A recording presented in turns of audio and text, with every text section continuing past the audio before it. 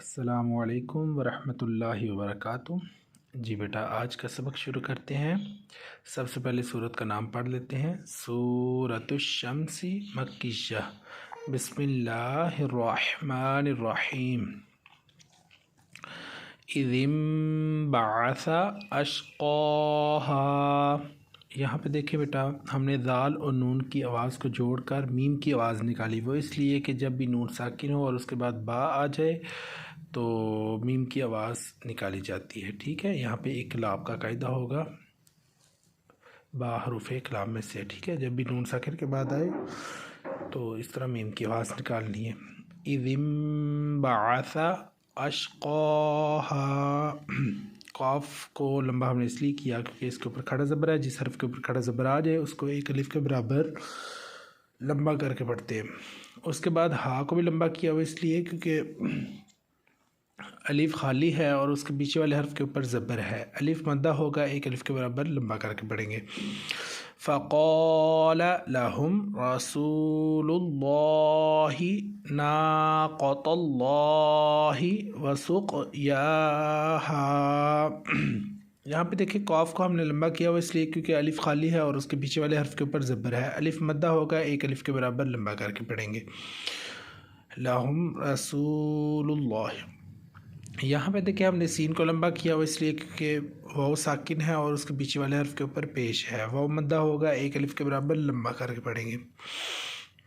आगे देखिए, रसूलुल्लाहि लफ्ज़ यहाँ पे देखिए लाम और दोनों लाम को मिला के हमने मोटी आवाज़ निकाली हुई इसलिए कि जब भी लफ्ज़ अल्लाह के पीछे वाले हर्फ के ऊपर पेश आ जाए तो उसको मोटा करके पढ़ते हैं। और लाम को लंबा भी किया हुआ इसलिए कि इसके ऊपर खड़ा ज़बर आ गया। जिस हर्फ के ऊपर खड़ा ज़बर आ जाए उसको एक अलिफ के बराबर लंबा करके पढ़ते हैं। नाक़तल्लाहि। यहाँ पे देखिए, नून को हमने लंबा इसलिए किया क्योंकि अलिफ खाली है और उसके पीछे वाले हर्फ के ऊपर ज़बर है। अलिफ मद्दा होगा, एक अलिफ के बराबर लंबा करके पढ़ेंगे। नाक़तल्लाहि। यहाँ पे देखिए, ता और लाम की आवाज़ को मिलाकर हमने मोटा इसलिए किया क्योंकि लफ्ज़ अल्लाह के पीछे वाले हर्फ के ऊपर जब भी ज़बर आ जाए उसको मोटा करके पढ़ते हैं। ये कायदा है कि जब भी लफ्ज़ अल्लाह के पीछे वाले हर्फ के ऊपर ज़बर हो या पेश हो तो उसको मोटा करके पढ़ते हैं। अगर ज़ेर हो तो बारीक करके पढ़ते हैं। पेश वाली मिसाल ये पीछे गुज़र की रसूलुल्लाहि, और ज़बर वाली मिसाल ये है नाक़तुल्लाहि वसुक़याहा। यहाँ पे देखिए, कॉफ को हमने लंबा किया, वसुक़या को लंबा किया वो इसलिए क्योंकि इसके ऊपर खड़ा ज़बर है। जिस हर्फ के ऊपर खड़ा ज़बर आ जाए उसको एक अलिफ के बराबर लंबा करके पढ़ते हैं। और आगे हा को हमने लंबा इसलिए किया क्योंकि अलिफ खाली है और उसके पीछे वाले हर्फ के ऊपर ज़बर है। अलिफ मद्दा होगा, एक अलिफ के बराबर लंबा करके पढ़ेंगे। फ़कज़्ज़बूहु फ़अक़रूहा। यहाँ पे देखिए, बा को लंबा हमने इसलिए किया क्योंकि वाव साकिन है और उसके पीछे वाले हर्फ के ऊपर पेश है। वाव मद्दा होगा, एक अलिफ के बराबर लंबा करके पढ़ेंगे। फ़अक़रूहा। रा को लंबा हमने इसलिए किया क्योंकि वाव साकिन है और उसके पीछे वाले हर्फ के ऊपर पेश है। वाव मद्दा होगा, एक अलिफ के बराबर लंबा करके पढ़ेंगे। और आगे हा को हमने लंबा इसलिए किया क्योंकि अलिफ खाली है और उसके पीछे वाले हर्फ के ऊपर ज़बर है। अलिफ मद्दा होगा, एक अलिफ के बराबर लंबा करके पढ़ेंगे। फ़दमदमा अलैहिम रब्बुहुम बिज़म्बिहिम फ़सव्वाहा। यहाँ पे देखें, रब्बुहुम यहाँ पे हमने गुन्ना किया वो इसलिए क्योंकि मीम साकिन के तीन कायदे हैं, इख़फ़ाए शफ़ी, इज़हार शफ़ी और इदगाम शफ़ी। यहाँ पे इख़फ़ाए शफ़ी हो रहा है। ठीक है, मीम साकिन के बाद अगर बा आ जाए तो इख़फ़ाए शफ़ी, मीम साकिन के बाद मीम आ जाए तो इदगाम शफ़ी, मीम साकिन के बाद अगर बा और मीम के अलावा कोई हर्फ आ जाए तो इज़हार शफ़ी।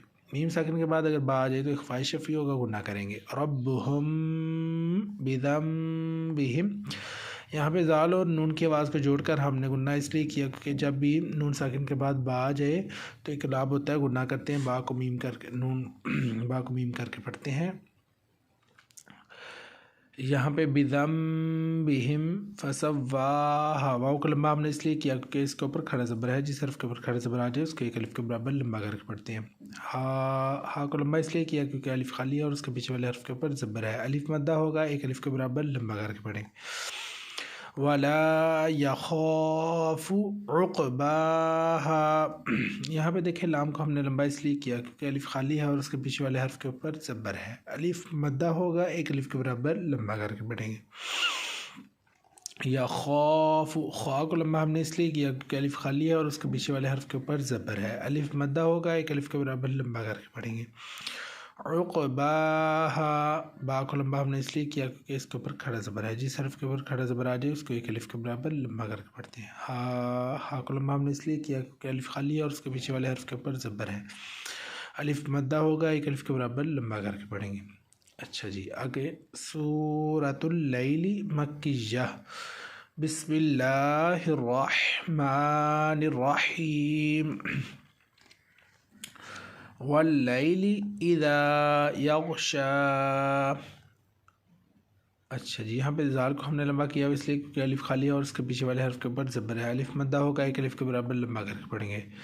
यग़शा, शीन को हमने लंबा इसलिए किया क्योंकि इसके ऊपर खड़ा ज़बर है। जिस हर्फ के ऊपर खड़ा ज़बर आ जाए उसको एक अलिफ के बराबर लंबा करके पढ़ते हैं। वन्नहारी इज़ा तजल्ला। यहाँ पे देखें वाव और नून की आवाज़ को जोड़कर हमने गुन्ना इसलिए किया क्योंकि जब भी नून के ऊपर शद आ जाए तो नाक में आवाज़ ले जाकर गुन्ना करते हैं। आगे हा को लंबा हमने इसलिए किया क्योंकि अलिफ खाली है और उसके पीछे वाले हर्फ के ऊपर ज़बर है। अलिफ मद्दा होगा, एक अलिफ के बराबर लंबा करके पढ़ेंगे। इज़ा तजल्ला, यहाँ पे देखिए ज़ाल को हमने लंबा इसलिए किया क्योंकि अलिफ खाली है और उसके पीछे वाले हर्फ के ऊपर ज़बर है। अलिफ मद्दा होगा, एक अलिफ के बराबर लंबा करके पढ़ेंगे। तजल्ला, लाम को लंबा हमने इसलिए किया क्योंकि इसके ऊपर खड़ा ज़बर है। जिस हर्फ के ऊपर खड़ा ज़बर आ जाए उसको एक अलिफ के बराबर लंबा करके पढ़ते हैं। वमा खलक़ज़्ज़कर वल उन्सा। यहाँ पे देखिए मीम को लंबा हमने इसलिए किया क्योंकि अलिफ खाली है और उसके पीछे वाले हर्फ के ऊपर ज़बर है। अलिफ मद्दा होगा, एक अलिफ के बराबर लंबा करके पढ़ेंगे। खलक़ज़्ज़कर वल उन्सा। यहाँ देखिए हमज़ा और नून की आवाज़ को जोड़कर हमने गुन्ना इसलिए किया क्योंकि जब भी नून साकिन हो और उसके बाद हुरूफ़ इख़फ़ा में इसको हर्फ आ जाए तो गुन्ना करते हैं, इसलिए यहाँ पे हमने गुन्ना किया। सा को हमने 4 अलिफ के बराबर लंबा इसलिए किया क्योंकि इसके ऊपर मद्दे मुनफसिल है। जिस हर्फ के साथ मद्दे मुनफसिल आ जाए इसको 4 अलिफ के बराबर लंबा करके पढ़ते हैं। इन्ना सअयकुम लशत्ता। यहाँ पे हमज़ा और नून की आवाज़ को जोड़कर हमने गुन्ना इसलिए किया क्योंकि जब भी नून के ऊपर शद आ जाए तो नाक में आवाज़ ले जाकर गुन्ना करते हैं। सअयुकुम लशत्ता, ता को हमने लंबा इसलिए किया क्योंकि इसके ऊपर खड़ा ज़बर है। जिस हर्फ के ऊपर खड़ा ज़बर आ जाए उसको एक अलिफ के बराबर लंबा करके पढ़ते हैं। आगे फ़अम्मा मन अअता वत्तक़ा। यहाँ पे देखिए हमज़ा और मीम की आवाज़ को जोड़कर हमने गुन्ना इसलिए किया क्योंकि जब भी मीम के ऊपर शद आ जाए तो नाक में आवाज़ ले जाकर गुन्ना करते हैं। फ़अम्मा, मा जो लंबा किया हुआ इसलिए क्योंकि अलिफ खाली है और उसके पीछे वाले हर्फ के ऊपर ज़बर है। अलिफ मद्दा होगा, एक अलिफ के बराबर लंबा करके पढ़ेंगे। मन तो को लंबा हमने इसलिए किया क्योंकि इसके ऊपर खड़ा ज़बर है। जिस हर्फ के ऊपर खड़ा ज़बर आ जाए उसको एक अलिफ के बराबर लंबा करके पढ़ते हैं। वत्तक़ा, क़ाफ़ को लंबा हमने इसलिए किया क्योंकि क़ाफ़ के ऊपर खड़ा ज़बर है। जिस हर्फ के ऊपर खड़ा ज़बर आ जाए उसको एक अलिफ के बराबर लंबा करके पढ़ते हैं। वस्सद्दक़ा बिलहुस्ना, हा की आवाज़ को वाज़े करेंगे और नून को लंबा हमने इसलिए किया क्योंकि इसके ऊपर खड़ा ज़बर है। जिस हर्फ के ऊपर खड़ा ज़बर आ जाए उसको एक अलिफ के बराबर लंबा करके पढ़ते हैं। फ़सनुयस्सिरुहु लिलयुस्रा। यहाँ पे देखिए हा को हमने लंबा इसलिए किया क्योंकि इसके ऊपर उल्टा पेश है। जिस हर्फ के ऊपर उल्टा पेश आ जाए उसको एक अलिफ के बराबर लंबा करके पढ़ते हैं। लिलयुस्रा, रा को लंबा हमने इसलिए किया क्योंकि इसके ऊपर खड़ा ज़बर है। जिस हर्फ के ऊपर खड़ा ज़बर आ जाए उसको एक अलिफ के बराबर लंबा करके पढ़ते हैं। वअम्मा मन बख़िल वस्तग़ना। हमज़ा और मीम की आवाज़ को जोड़कर हमने गुन्ना इसलिए किया क्योंकि जब भी मीम के ऊपर शद आ जाए तो नाक में आवाज़ ले जाकर गुन्ना करते हैं। और मा को लंबा इसलिए किया क्योंकि अलिफ खाली है और उसके पीछे वाले हर्फ के ऊपर ज़ब्बर है। अलिफ मद्दा होगा, एक अलिफ के बराबर लंबा करके पढ़ेंगे। मम बख़िला, मीम। अच्छा जी, यहाँ पे गुन्ना इसलिए किया क्योंकि नून साकिन के बाद जब भी बा आ जाए तो इकलाब होता है, बा को मीम करके पढ़ते हैं। मम बख़िला वस्तग़ना, नून को लंबा हमने इसलिए किया क्योंकि इसके ऊपर खड़ा ज़बर है। जिस हर्फ के ऊपर खड़ा ज़बर आ जाए उसको एक अलिफ के बराबर लंबा करके पढ़ते हैं। ठीक है बेटा, ये आज का आपका सबक है। और इसी के साथ इंशाल्लाह हम शुरू करेंगे। कायदा जो है उसका पहले जो 2 हरूफ हैं अलीफ़ और बा।